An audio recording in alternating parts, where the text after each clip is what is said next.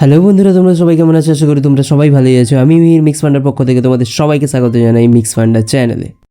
তুমি তোমার গার্লফ্রেন্ডকে বা তুমি তোমার বয়ফ্রেন্ডকে প্রচুর পরিমাণে মিস করো এবং তুমি এটা চাও যে সেও তোমাকে ঠিক একই রকমভাবে মিস করো।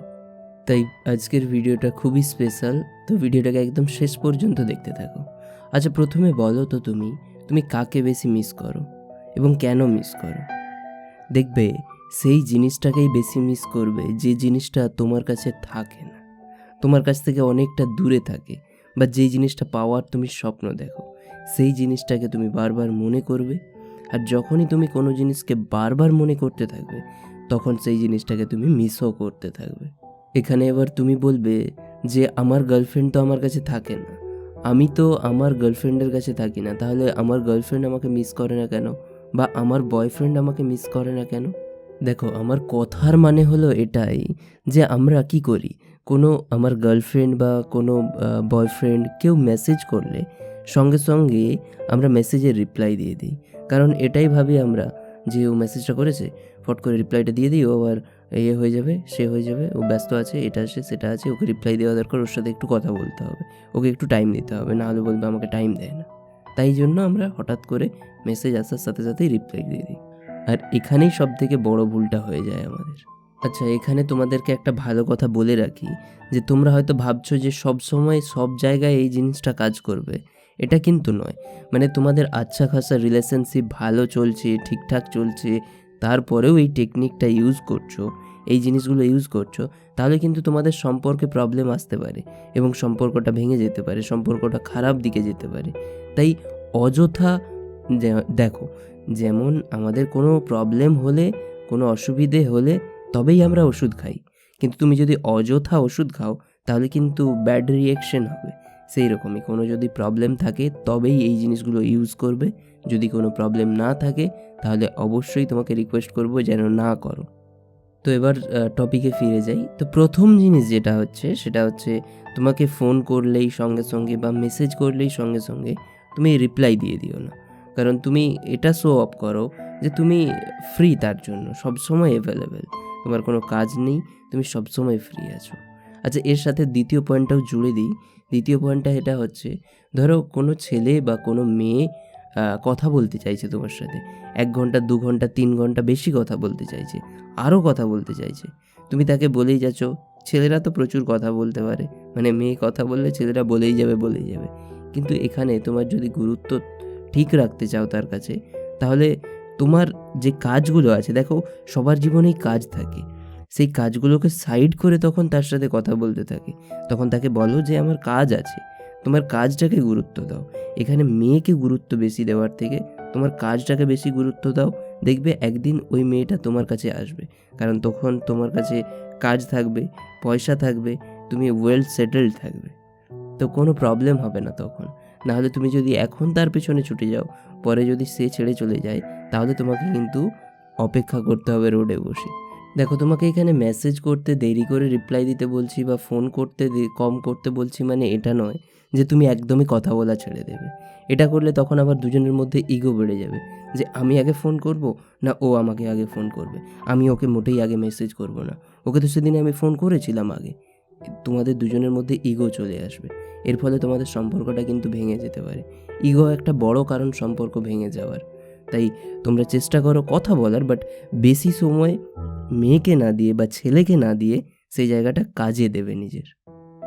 এরপরে যেই জিনিসটা বলবো সেই জিনিসটা খুবই ইম্পর্টেন্ট, সেটা হচ্ছে যখন মেয়ের সাথে বা ছেলের সাথে কথা বলবে বা তোমার পার্টনারের সাথে কথা বলবে, তখন তাকে একটু হ্যাপি ফিল করানোর চেষ্টা করবে। তার সাথে ঝগড়া নয়, গণ্ডগোল নয়, তাকে একটু হ্যাপি ফিল করানোর চেষ্টা করবে, একটু হাসানোর চেষ্টা করবে। কারণ কি বলো তো, মানুষ কেউই চায় না দুঃখ পেতে, সবাই চায় খুশি থাকতে, আনন্দিত থাকতে, সবসময় খুশি থাকতে চায়। তাই যত তুমি বেশি হ্যাপি ফিল করাবে, সে তোমাকে তত বেশি মিস করবে তুমি যখন তার কাছে থাকবে না, তার সাথে কথা বলবে না। দেখো না, যে আমরা দেখবে আমাদের টিউশন বা কলেজ স্কুলে একজন এরকম ছেলে থাকে যে সবার ফেভারিট হয়। কারণ কি, সেই ছেলেটা প্রচুর হাসাতে পারে, আর সেরকম ছেলে সবার ফেভারিট হয়, সবার পছন্দের হয়, তার সাথে কারো গণ্ডগোল থাকে না। সবার পছন্দের হয়। সেই জন্য একটু হাসানোর চেষ্টা করো।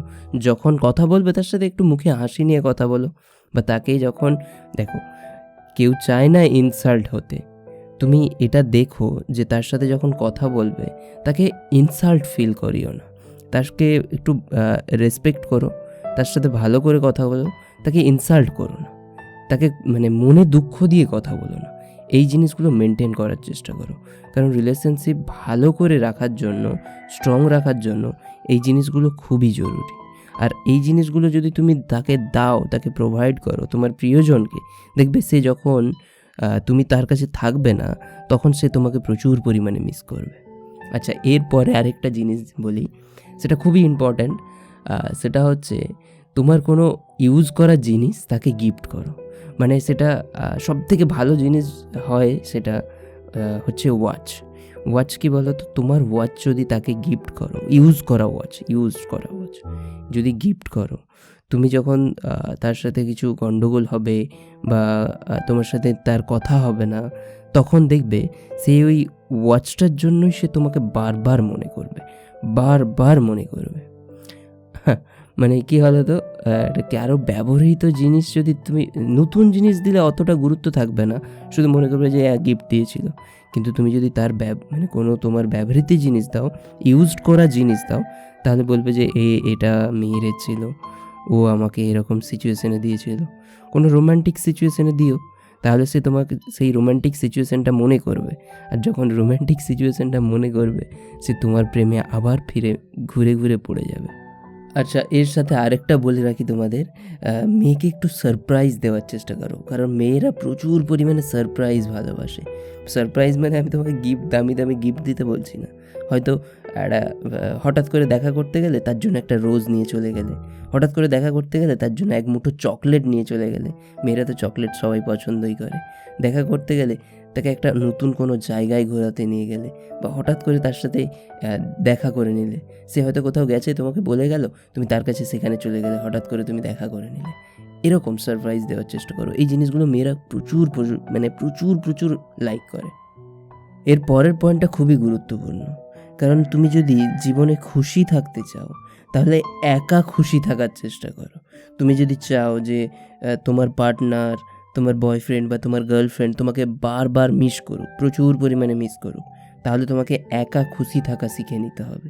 যে মানুষ একা খুশি থাকতে পারে, সে গোটা দুনিয়া বদলানোর ক্ষমতা রাখে। তুমি তো খুশি আছো, কিন্তু তুমি কিভাবে বোঝাবে মেয়েকে যে তুমি খুশি আছো? তার জন্য তোমাকে কী করতে হবে? সেই ছবি বা সেই ভিডিও, বা তুমি কারো বন্ধুদের সাথে ঘুরতে গেলে বা কিছু মজা করছো, কিছু ফান জিনিস করছো, সেই জিনিসটা তোমাকে স্ট্যাটাসে দিতে হবে। এবং স্ট্যাটাসে দিলে মেয়ে দেখবে নিশ্চয়ই। স্ট্যাটাস দেখলে, আজকালকার ফেসবুক, হোয়াটসঅ্যাপের জামানা, ইনস্টাগ্রামের জামানা। হ্যাঁ, আমাকে ইনস্টাগ্রামে গিয়ে ফলো করতে বলো না, ফেসবুকে গিয়ে ফলো করতে বলো না, আর মেসেজ করতে বলো না। অবশ্যই মেসেজ করো। ইনস্টাগ্রামে ফলো করলে খুব তাড়াতাড়ি একটা বিগ অ্যানাউন্সমেন্ট আছে, তোমরা সবাই সেটাতে জানতে পারবে কী অ্যানাউন্সমেন্ট, খুব বড়, খুব ইন্টারেস্টিং। সো সবাই যাও, গিয়ে এক্ষুনি ফলো করো আমাকে ইনস্টাগ্রামে। দেখো, এখানে আমি একবারও বলছি না যে তোমার গণ্ডগোল হয়েছে বা তোমার দুজনের মধ্যে ঠিক নেই সম্পর্ক, সেই জন্য তুমি উল্টোপাল্টা স্ট্যাটাস দাও এবং পাবলিকলি জানাও সবাইকে যে আমার সাথে কথা বলে না, এর সাথে আমার গণ্ডগোল। এটা করতে বলছি না, তোমার হ্যাপি মুভমেন্টগুলো শেয়ার করতে বলছি। এই জিনিসটা করলে সে অনেক বেশি তোমাকে মিস করবে। সে ছেলেই হোক বা মেয়ে, সবাই তোমাকে বেশি মিস করবে। এরপরে last but not the least, এটা সবথেকে গুরুত্বপূর্ণ জিনিস, নিজের ওপরে কাজ করা শেখো। যে মানুষটা নিজের ওপরে কাজ করতে পারে, নিজে সব কিছু করতে পারে, নিজেকে গ্রো করে তুলতে পারে, সে দুনিয়া জয় করে নিতে পারে। এবং তুমি এটা করো, তোমার কাছে সবাই ফিরে চলে আসবে। যে একদিন ছেড়ে গেছিলো, সেও তোমার কাছে ফিরে চলে আসবে। আশা করি বুঝতে পেরেছো। যদি ভিডিও ভালো লাগে অবশ্যই লাইক করো, কমেন্ট করো, সাবস্ক্রাইব করো আমার চ্যানেলকে, এবং ইনস্টাগ্রামে গিয়ে ফলো করতে ভুলো না। তো আমি মিহির মিক্সফান্ডার পক্ষ থেকে তোমাদের সবাইকে স্বাগত জানাচ্ছি, তোমাদের সবাইকে ধন্যবাদ জানাচ্ছি ভিডিওটা দেখার জন্য। পারলে সাবস্ক্রাইব করে দিও এবং তোমার বন্ধুদের সাথে প্রচুর পরিমাণে শেয়ার করে দিও। তো এই ভিডিও দেখার জন্য অসংখ্য ধন্যবাদ। Thank you so much for watching this video.